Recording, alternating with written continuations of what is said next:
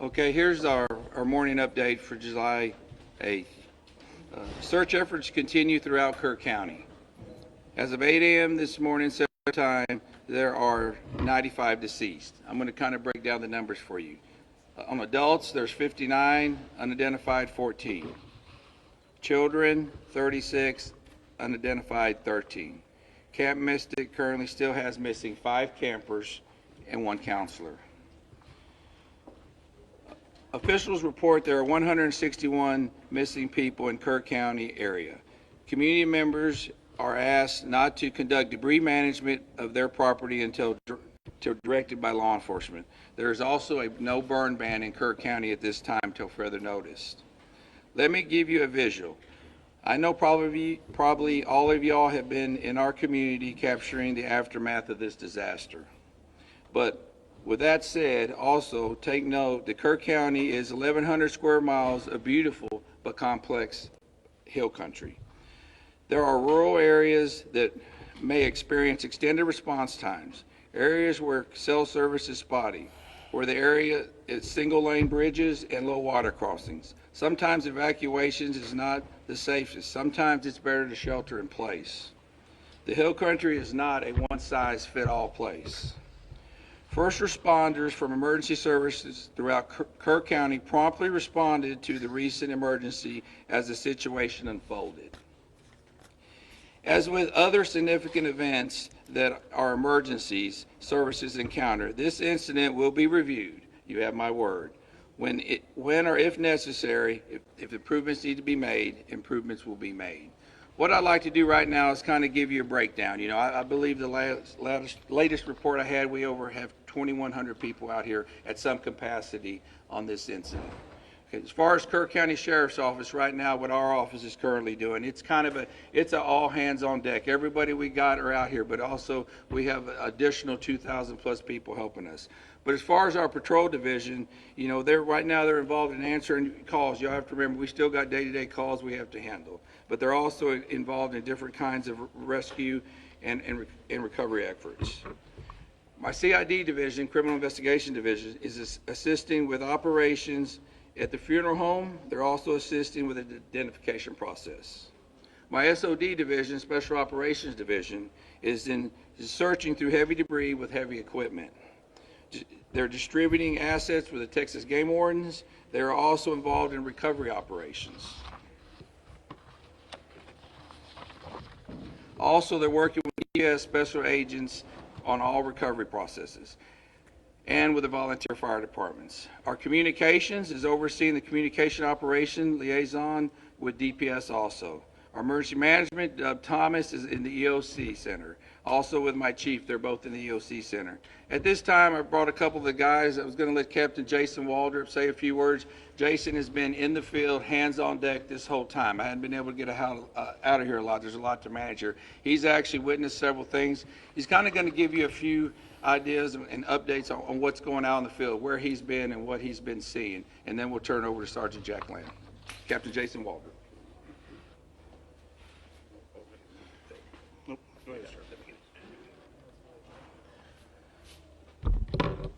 So this we kind of give you all an update on some of the things that we as the Sheriff Department can do. One particular thing that we have done in order to help assist in locating the missing is we've coordinated a team with a local construction company, the Texas Department of Public Safety, some fire departments from within Kerr County, a fire department from Acuna, Mexico, and we are looking in Texas Department of Public Safety, some fire departments from within Kerr County, a fire department from Acuna, Mexico, and we are looking and searching the deeply impacted flood debris along the river. So these areas are where a lot of this debris is bottlenecked, so it's a lot of large trees, it's a lot of the vehicles, it's a lot of home structures have built up in these areas. So we are using very heavy equipment, excavators, skid loaders, to remove this material and do a deep impact search of where this is. So what we ask is, for those who are out there working, the local residents, the families of the missing, even some of the search teams, if you see these very large excavators working, please avoid these areas. We are trying to control these work sites. We have spotters on the ground So as this material is being removed, we are looking for anything of a sign of a person that may be within this material. These operators have very limited vision with these large excavators, so please avoid these areas that they're working. We are still spotting areas up and down the river where we can take apart these materials and hopefully locate some more of the missing. So that's one main thing that we've been doing along the river to help this process. Sergeant Lamb. Thank you, Captain. Morning. Jonathan Lamb, Kerrville Police Department. We want to remind folks that if you've reported a loved one missing and they've returned home safely or been found safely, it's vitally important that you let us know that that person is no longer among the missing. We need to keep an accurate count, as accurate as possible. So if you've reported somebody missing and they've been recovered safely, please let us know. Go to the website, kerrvillemissing.dps.texas.gov, or call 830-258-1111. And once again, kerrvillemissing.dps.texas.gov, 830-258-1111. We are actively working to ensure that we have an accurate count so that we know who to look for. And now I want to talk to the people here in this community, inside the city limits of Kerrville, people in Kerr County. A few things. We know that folks are beginning to clean up. And we have large debris piles. And we ask them not to use heavy equipment to take down those debris piles until they've been checked by a search party, because it's possible there are victims in that debris pile. And we don't want to disturb that. Please give us a call, our non-emergency numbers at the police department and the sheriff's department, and let us know that you've got a debris pile that needs to be checked before you begin that level of cleanup. Sheriff Letha mentioned the burn ban. That's countywide. We need people to respect that. Do not burn during this time. And we continue to ask people to steer clear of the area and let our first responders work. Again, this operation is ongoing and continuous. Our first responders are trying to get to places to do their jobs. And people coming here from outside the community and people within the community who want to go sightsee and look at the river and see the flood damage, it's making our job very hard. We ask folks to give us room to work. I want to talk a little bit about the events that happened on the morning of July 4th, what the Kerrville Police Department and other first responders were doing in those early morning hours. And I want to start outside of Kerrville, out in Hunt. Now, for those of you who went out there yesterday with the governor, y'all know that Highway 39 crisscrosses the Guadalupe again and again and again. And all of those low water crossings, when they flood, they create islands where you can't get in and you can't get out, trapping people in their homes, trapping people in vehicles. And that's what happened on the morning of July 4th. One of our patrol sergeants lives out there in Hunt, and he got up, he got ready to go to work, and he realized when he hit the intersection of FM 1340 and Highway 39 that he was trapped on an island that was Hunt, Texas. And he saw people, dozens of people, trapped on roofs. He saw people trapped in swift moving water. He gave them encouragement over his public address system in his vehicle. He told them to be strong, that he would get to them as quickly as he could, and to hang on. And he knew he needed help. He went to another detective, Kerrville Police Department detective who lives out there, and he woke him up and he said, "It's bad. I need you to get your gear on and come find me." And then he went back out. And for 13 hours, those two officers, along with some Hunt volunteer fire department firefighters and an emergency room doctor, provided care to that Hunt community. When it was safe to do so, they waded into the water and they rescued people. They got people down off of roofs. They collected them there at the Hunt School. There was a young boy with a pretty severe leg injury that was given first aid treatment throughout the day. Other people came. Many of them were injured. They provided first aid. They coordinated helicopter evacuations for the most critically injured, communicated the situation back to our emergency dispatch center of the Kerrville Police Department. When the waters began to recede, they knew that vehicles would be making their way out there when it was safe to do so. So they went back and forth clearing out debris to clear a path for those vehicles. They saw helicopters flying back and forth, making recoveries upriver, evacuating those summer camps. And they were by themselves on that island that was Hunt, Texas, doing what they do, serving, protecting, and helping, until about 5 o'clock in the afternoon, when other emergency workers and high-profile vehicles were able to get out there. And here in town, in the early morning hours, it's still dark, our officers realized that areas of town that traditionally don't flood were going to flood, and that low-lying areas close to the river were in danger. Our officers spent hours going back and forth. In that first hour, they evacuated over 100 homes and evacuated and rescued over 200 people. And to say that doesn't even come close to explaining the actions that took place. Door to door, waking people up, convincing them that yes, the floodwaters are coming and you need to leave now. They rescued people out of vehicles. They rescued people out of homes that were already flooding, pulling them out of windows. They entered water. There's a trailer park that flooded in minutes. One officer was there by himself and he realized, I need help. He sounded his siren, driving up and down those streets that were beginning to flood, calling on his PA system for folks to wake up and evacuate.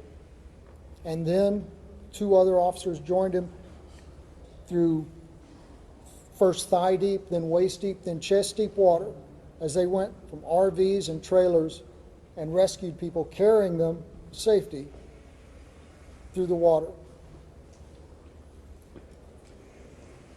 Out on old FM 689, there were 2 people trapped in the water, clinging to a tree. 2 officers were there when the 3rd one drove up. And one of them was wrapping a 100-foot flex line garden hose around his waist to go into the water and rescue those people. And those 3 officers went into the water, and one of them held that hose and acted as an anchor, while those other 2 made their way to those 2 victims, and they were able to evacuate them safely. Folks, I don't know how many lives our KPD team saved in an hour in Kerrville, but I know that this tragedy, as horrific as it is, could have been so much worse. And finally, I want to tell you about a member of our KPD team. These guys have been working around the clock. 4th of July traditionally is a all hands on deck event for us, because we hold an amazing concert on the river. On July 4th, it was an all hands on deck event for a very different reason. But our officers had been working without time off, without any downtime, 16, 18, 20-hour shifts, without complaint. Yesterday was the first day we were able to give a couple of them some downtime. So we sent an officer home to rest. But rather than taking a day off, a much well-deserved day off, he got up and he put on his gear and he volunteered to go out on foot with a ground search party. And he spent his day up and down the Guadalupe River, going over, under, around trees, searching for victims to try and reunite the missing with their families.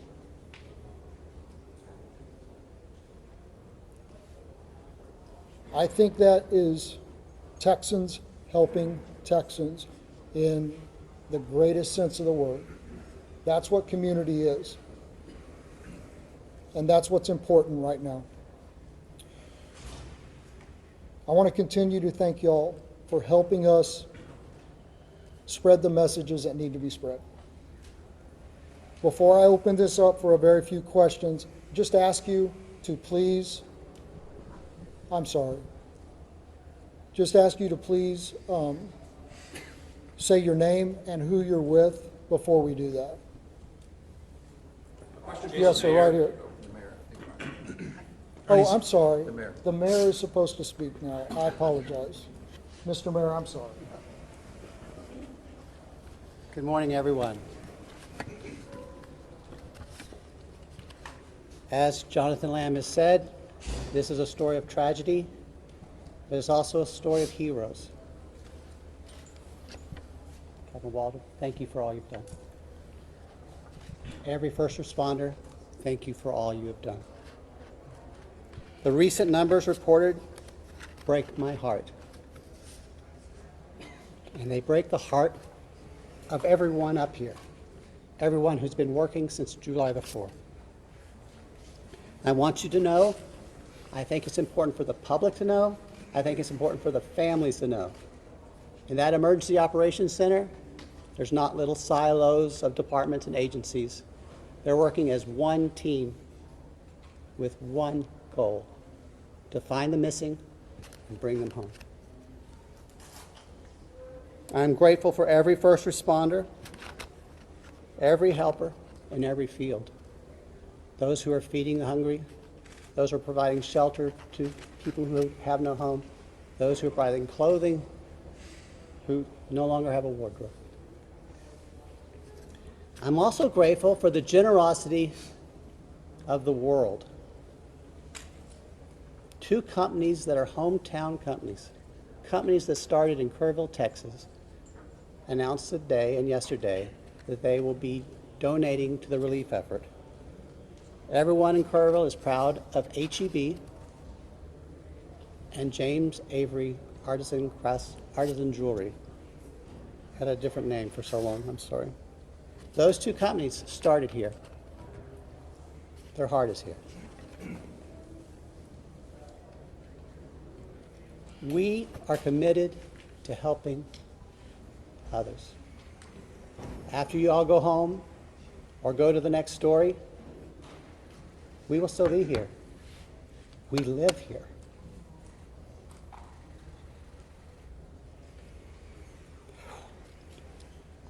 We've lost friends here.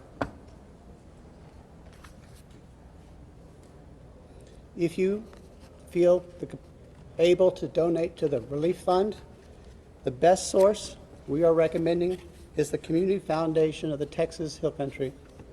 That's the community their website is communityfoundation.net. There's a link at the top of that page to help you donate. Now listen, I'm married to a retired first grade teacher. And I learned a little bit about classroom management from her. If you yell questions at us, we're probably going to pick someone else to answer, okay? So if you feel the need to yell your questions, I will feel the need to not answer the question. In first grade, they raised their hands. That might be a good start. Yesterday was a disaster, and I was embarrassed. Our town was embarrassed. Your viewers were embarrassed. and I don't want that to happen again. Now, I'm going to do something I've been told to do. I'm going to turn it back to Jonathan Lamb to start the question and answer period. However, please make my retired first grade teacher wife proud and raise your hands. Thank you.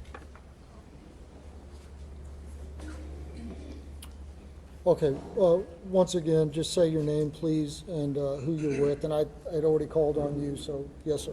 Thank you, sir. I'm Ernie Zuniga with KXXV in San Antonio. A question for the sheriff. The code red alert system has come under a lot of scrutiny in recent days, and now there's reports of a timeline on Friday morning where an Ingram Volunteer Fire Department commander asked a Kerr County Sheriff dispatcher for the code red to be issued. The dispatcher says, I can't, I have to get a supervisor's approval for that.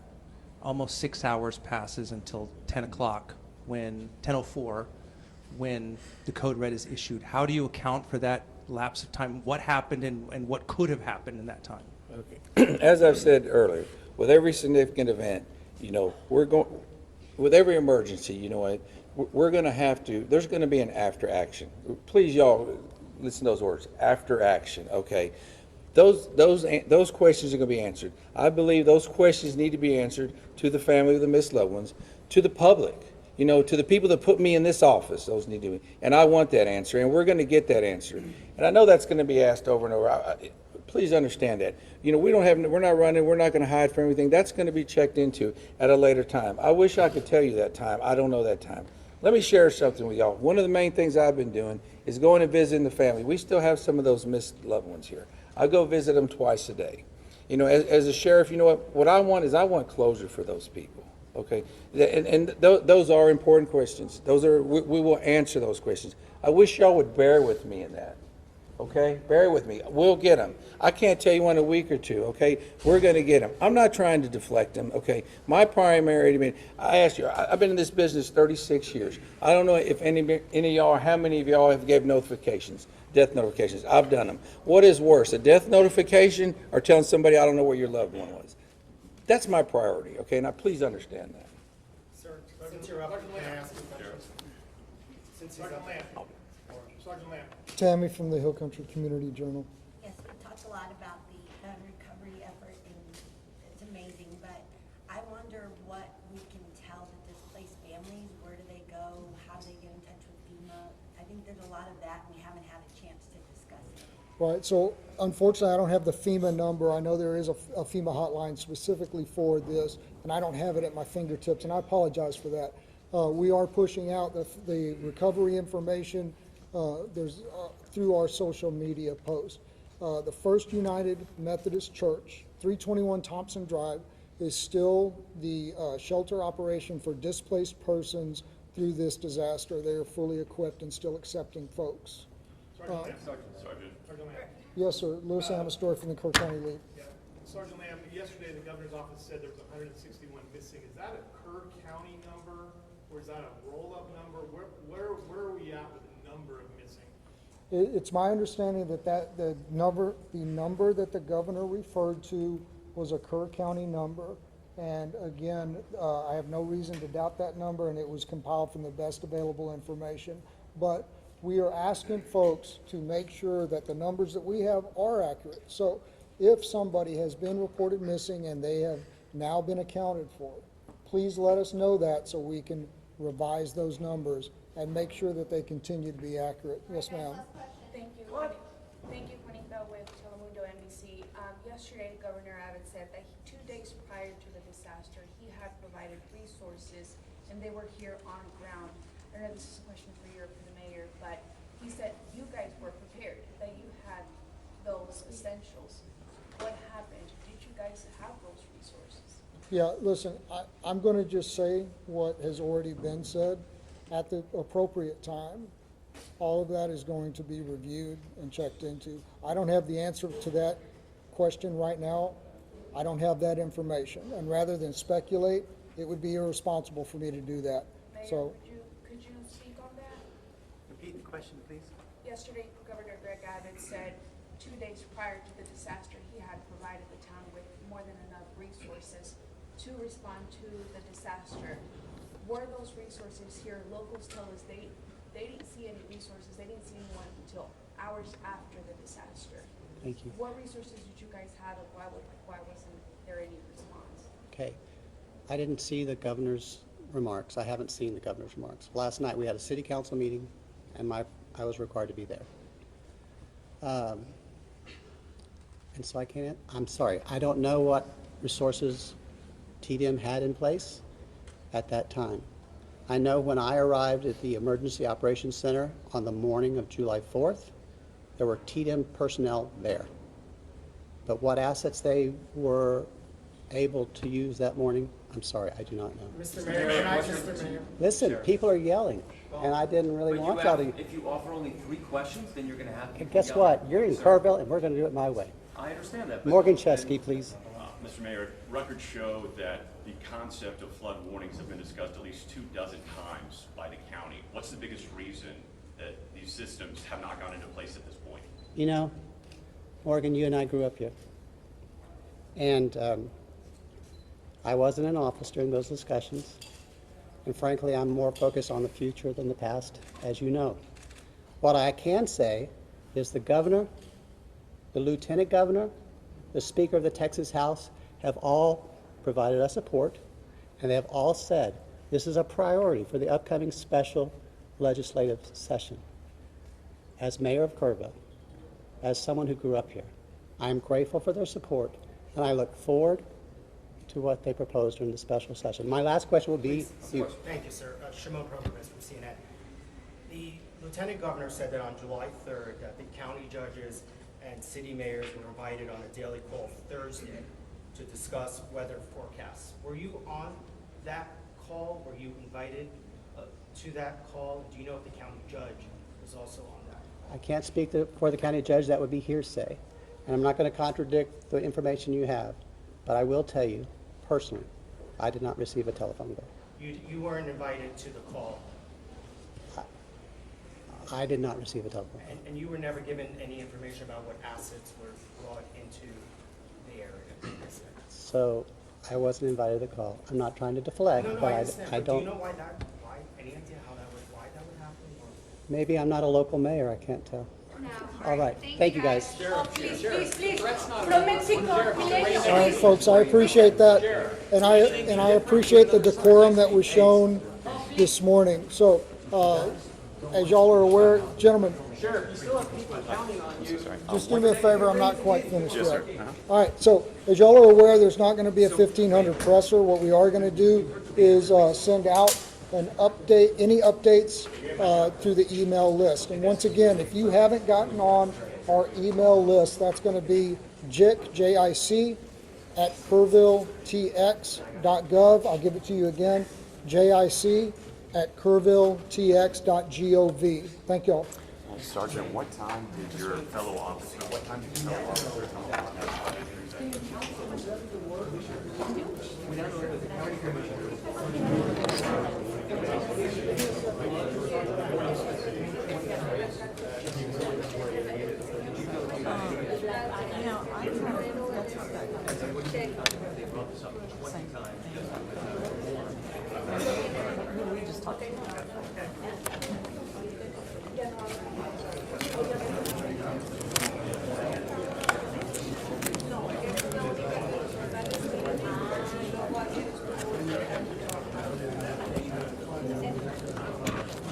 So much for that.